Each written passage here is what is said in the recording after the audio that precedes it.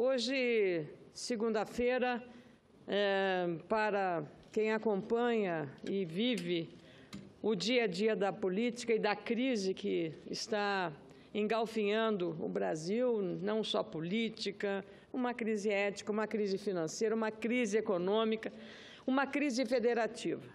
Mas em todo esse processo nós sempre resguardamos o papel das instituições que estão reafirmando a sua relevância, a sua independência, o que dá a garantia de estarmos vivendo num verdadeiro Estado democrático de direito, porque as instituições estão funcionando exemplarmente.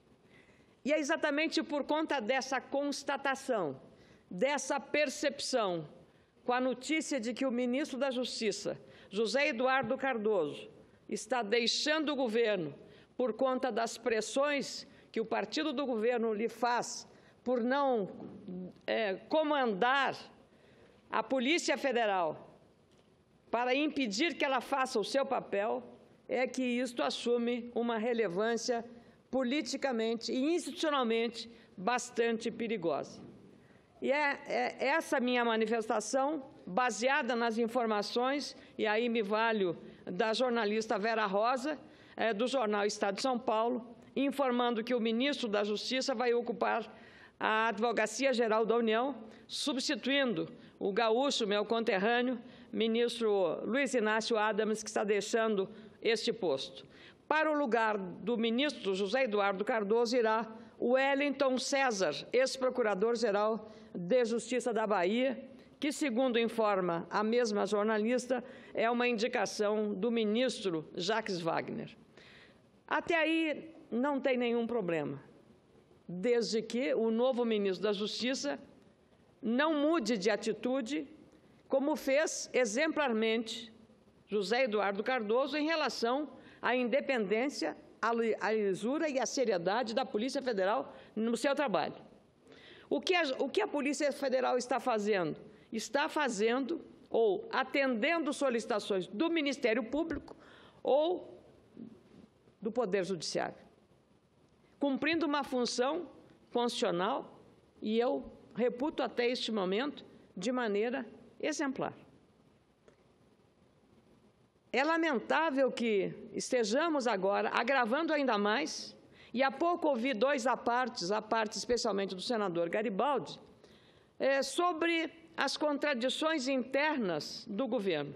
O problema da presidente Dilma Rousseff hoje não é a oposição, não é o problema do impeachment, é o problema do isolamento determinado pelo partido da presidente da República, que já em 2016 começa uma campanha de enfraquecimento à presidente em favor do ex-presidente Lula. Está claro, claro como o sol que ilumina os nossos dias, não só no Nordeste, mas nesse verão tão quente do sul do país. Este é o que está em jogo agora. A cada dia tem uma declaração, e aqui dentro desta sala, neste plenário, vimos na semana passada uma situação inusitada. Não foi a primeira. Vale lembrar que eu mesma chamei a atenção para o episódio. Quando aqui votamos uma lei antiterrorismo, e vamos fazer Olimpíadas, e virão para cá delegações de vários países do mundo, o país precisa ter uma segurança jurídica para essas pessoas, para os atletas, para as comitivas, para as autoridades que aqui virão, uma segurança jurídica que não tínhamos.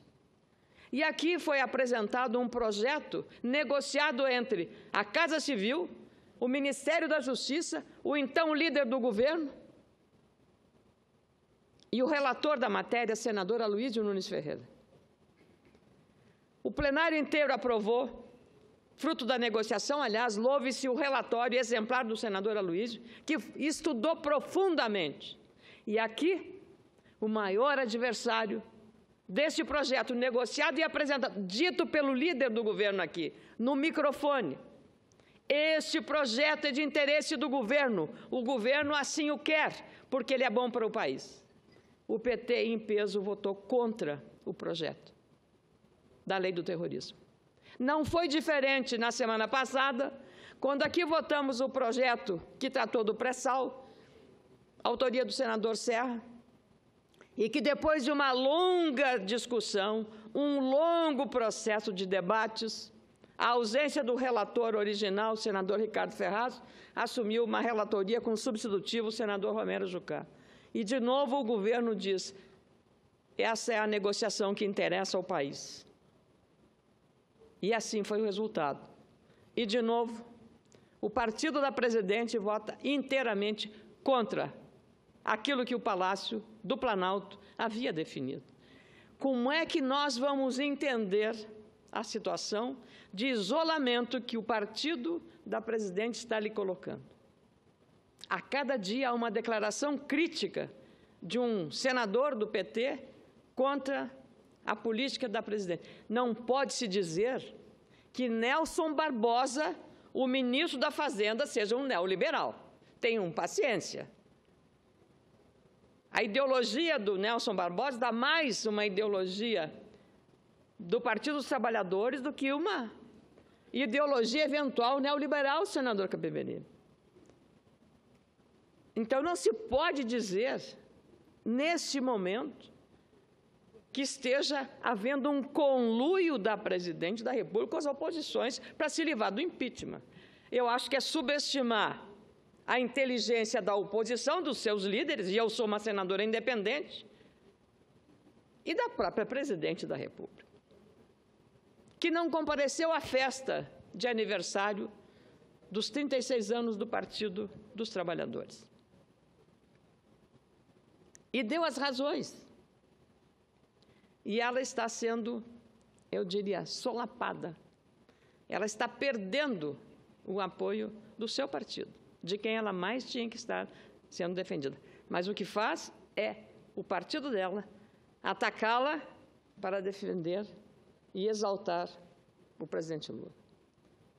Ninguém, e aí o grande risco é, se essa substituição no Ministério da Justiça significar a dúvida de que a independência com que o ministro Eduardo Cardoso manteve o trabalho da Polícia Federal.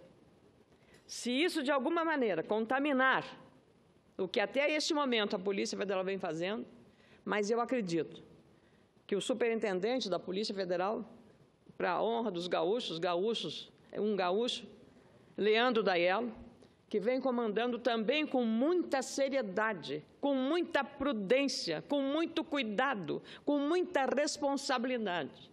A Polícia Federal é o repositório, como é o Ministério Público e o Poder Judiciário, o Supremo, das esperanças do povo brasileiro, de que a crise não entre, não contamine, não corroa o nosso Estado democrático de direito.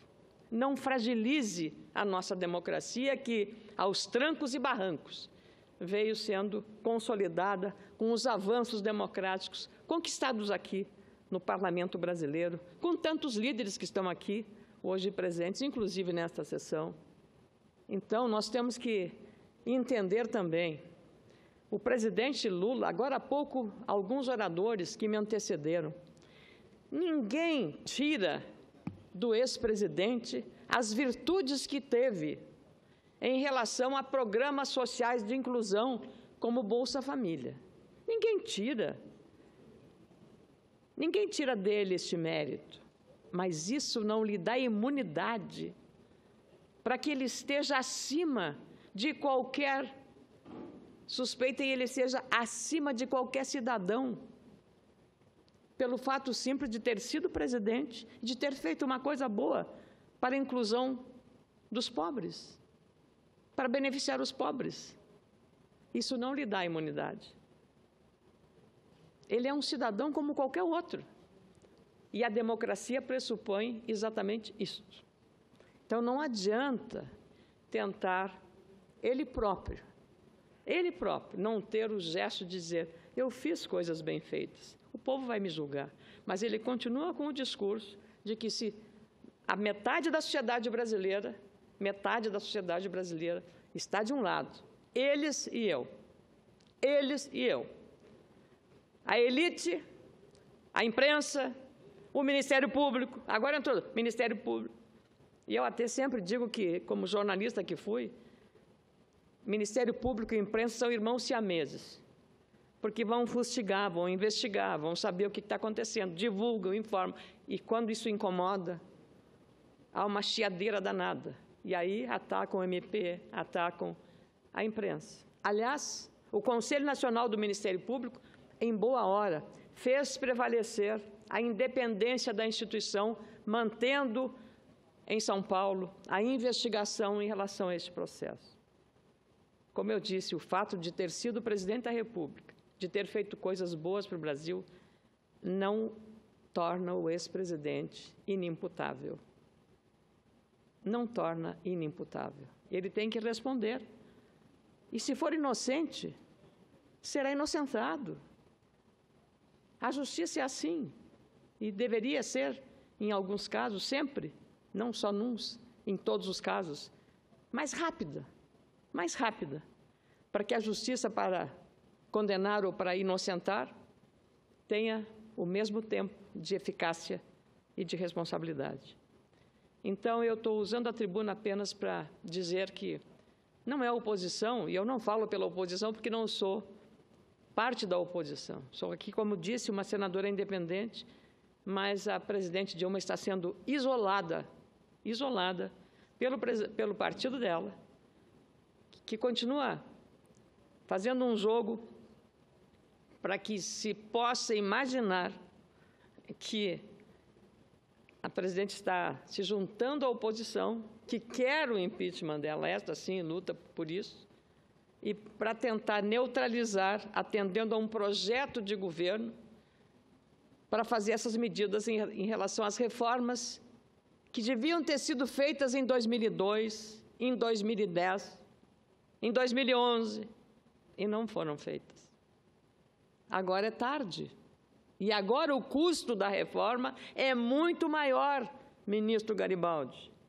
O custo é muito maior agora, porque o rombo é muito maior. Quanto maior for a árvore, maior é o tombo. Quanto maior é o rombo, maior é a dificuldade para encontrar uma saída e uma solução que não seja traumática, que não cause dano político, dano social. E a inflação corrói o poder aquisitivo das pessoas. Esse é um mal. O desemprego causando aí um problema social perverso, provocado por quê? Por uma recessão. O Estado gasta demais, gasta mal, não funciona direito. É só olhar o que está acontecendo na saúde, na segurança, na infraestrutura. Não temos estradas, não temos portos, não temos. Essa é a situação. E o que está acontecendo nessa substituição do Ministério da Justiça, precisamos ficar atentos e vigilantes, porque, de fato, esta é uma situação nova que demonstra a pressão que alguns setores do partido fazem à instituição da Polícia Federal para impedi-la de realizar o seu trabalho. Vossa Excelência permite uma parte? Pois não, ministro, com muita honra, e fico muito lisonjeada com a sua intervenção.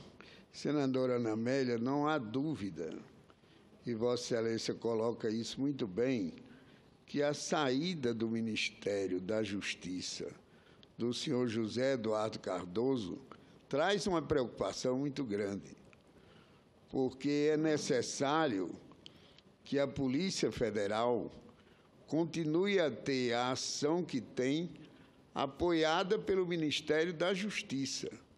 E o ministro José Eduardo Cardoso, durante todo o tempo que ele esteve no Ministério, ele apoiou, ou pelo menos deixou que a Polícia Federal exercesse as suas atribuições, sem nenhuma interferência. E é isso o que nós queremos que aconteça, seja quem for o ministro. Gostaríamos até que o ministro José Eduardo Cardoso pudesse continuar. Já que ele não pode, esperamos que não tenhamos um retrocesso com a sua saída com relação a esse combate à impunidade. Muito obrigada. Queria, presidente desta sessão, Eumano Ferrer, que Esse seja parte integrante deste meu breve pronunciamento, que eu estou encerrando. A informação que a repórter Vera Rosa transmite através do jornal Estado de São Paulo é que a decisão do ministro Cardoso de entregar o cargo foi tomada domingo. A Amigos, ele confidenciou não suportar mais a pressão do PT, seu partido, agravada depois que a Operação Lava Jato da Polícia Federal passou. Na verdade, a Operação Lava Jato é comandada pelo juiz Sérgio Moro, lá em Curitiba. Por isso, eu fiz questão de falar que os atos e o trabalho da Polícia Federal, ela está também baseada em solicitações que faz o Poder Judiciário e o Ministério Público. Esta é a questão. Então, como eu disse, o fato de ter feito coisas boas para a população mais fragilizada do nosso país não torna o ex-presidente da República, Luiz Inácio Lula da Silva, inimputável. Democracia, vimos em grandes e fortes nações, se faz dessa forma. Muito obrigada, senhor presidente.